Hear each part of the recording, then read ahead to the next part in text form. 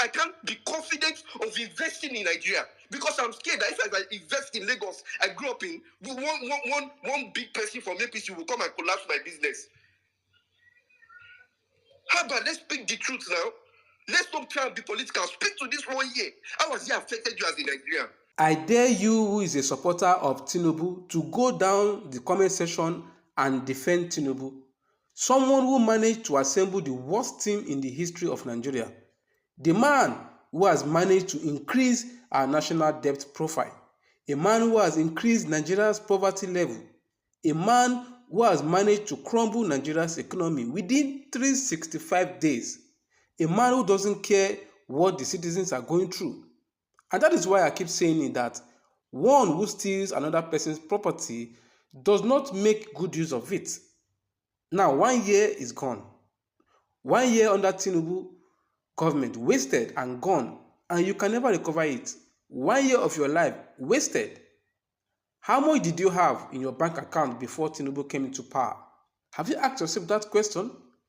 I may not be good in history, guys, but there is nobody that stole power in Nigeria and ended well. The only person that managed to escape was Goodluck Ebele Jonathan. So guys, it's not really funny at all because we are seeing our country fading before our very own eyes. What are we going to tell our children? They are already seeing it. They are already affected. You know, they are seeing it. They are seeing everything they happen before their eyes. Are they going to, the next generation, are they going to live like this? I will not talk too much, guys. I'll just allow you to watch this video because Nigerians them don't talk their own. They don't talk their own, no. I don't know what to tell now again. So if you are still thinking that good thing is going to come out from this government, I think you need to attend Shiloh. You need the state of Ibadan is your case, or yours is your case. So listen to them. Please like this video, share this video, let other people see it. And make sure you subscribe to Gist Estate. Tinubu was someone that I think for a very long time, we've had a president, or someone that ran for office, and he didn't really sugarcoat or really hide who he is. He made it known, and we all knew what he was and what he is, based on how he actually governed in Lagos State. And he didn't really hide it. Like, look at that video of widening the tax nets, reduce the purchasing power of the people. He was saying all this, but we were not listening. So, firstly, I don't really see anything he's done in 1 year as a failure, because he came right out there, during the elections to say he is going to continue from where Buhari stopped. He clearly told everybody. So the problem is we don't listen. He told us.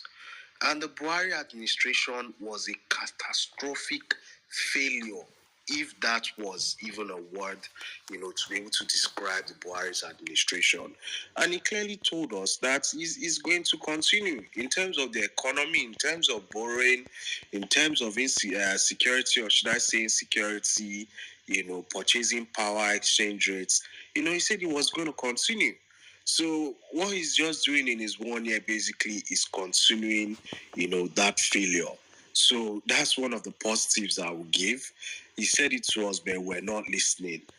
Another positive I'll give to this administration is that he has finally united all Nigerians, on one common thing, which is hunger.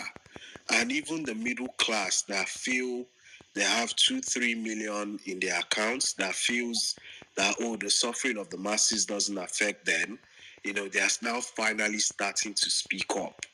Especially when you see yourself in Band A, electricity, and then you're looking at your salary, and you know that, deep down you cannot cope. So people are now starting to feel, the brunt, of Tinubu's, should I say, economic exploits, because it's all trial and error. And now everybody's starting to feel uncomfortable. So he has united us in one form or the other. I would have never have imagined that I'll be on a space. Like 3 weeks ago, I was on a space, and then you could see people from the east coming to actually talk about price of petrol. You hear somebody from the north. Normally, when you have gatherings like that, you hear ethnic banters and bigotry being thrown around. But for the very first time, I see people like come to a round table, to then discuss that hardship. So that tells you this man has in some way, been able to unify us, that we don't even see, our ethnicity anymore, but we're all looking for a way out. And I hope Nigerians will actually carry, this fire into 2027 or 2031. I don't know when the promised land would be. Another thing I actually, commend this administration for me personally, I would say it exposed, the decay that we really have in our system and in our country called Nigeria. Like, literally, we knew some things were actually bad in the country. But you see, even leading up to the elections, the tribunal, Tinubu being sworn in, it actually showed how bad things really are in this country. Tinubu really helped us to expose that Nigeria as a country is really a godless country.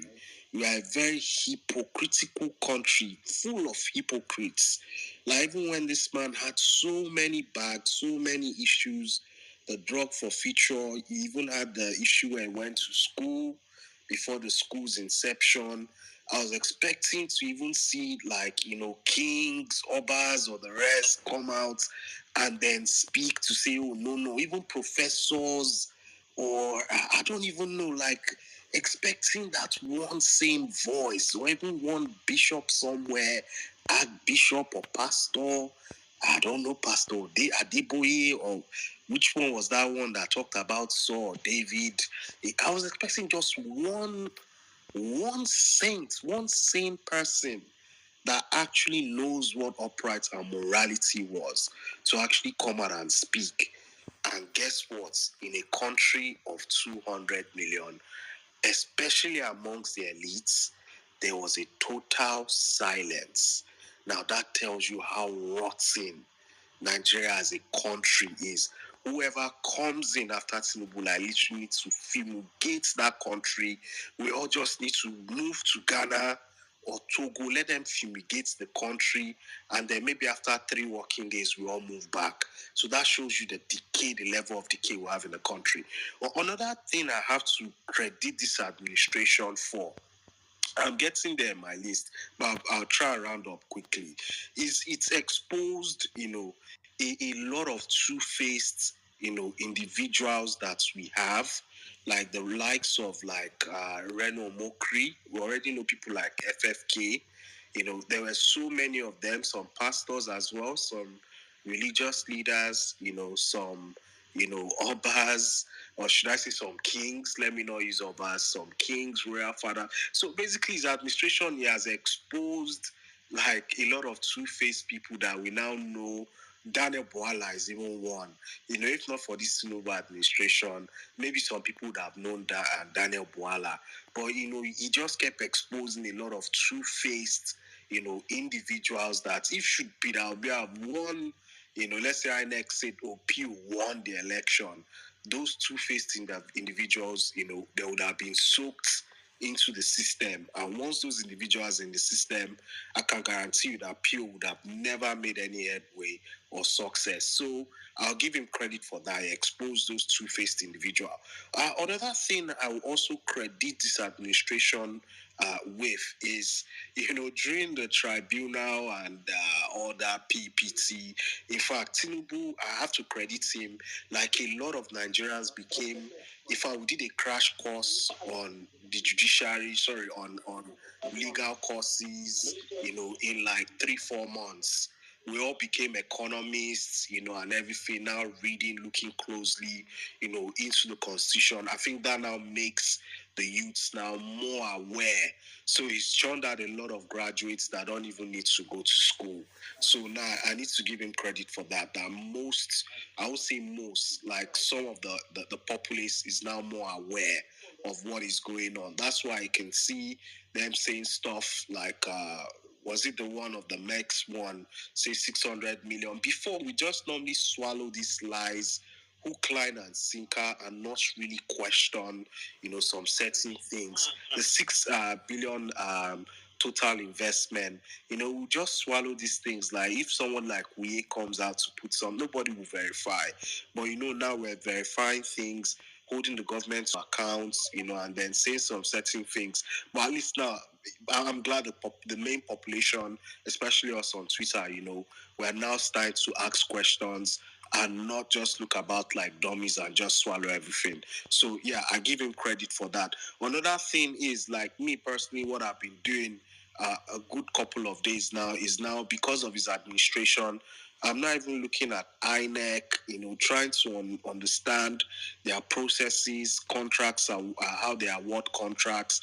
And I believe that's how some people were looking deep down into the landmark, the superhighway, and say, oh, how did you move the road from here and you diverted it to landmark, start looking at the boundary and the rest. So that whole awareness, I give him credits, that is what Tinubu has actually brought in 1 year. And then finally, what I'll give this administration credit for is that based on everything that is going on, for the very first time, I can sincerely see the passion and hunger in young Nigerians to actually get involved, in the process when it comes, to democracy and then nation building.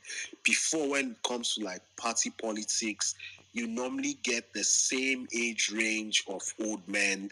Now I'm seeing people like Karewa Chick come up, like they're very close to what's going on, when it comes to party politics, like yourself, Sweet Angel, Omar, everybody, even Duke as well. Now everybody, is now looking, closely. And I hope that we as Nigerians will build on this and not wait till when election comes. We then all go back to our various, enclave and then practice politics, of ethnicity and religion. But I believe time will tell when 2027 comes.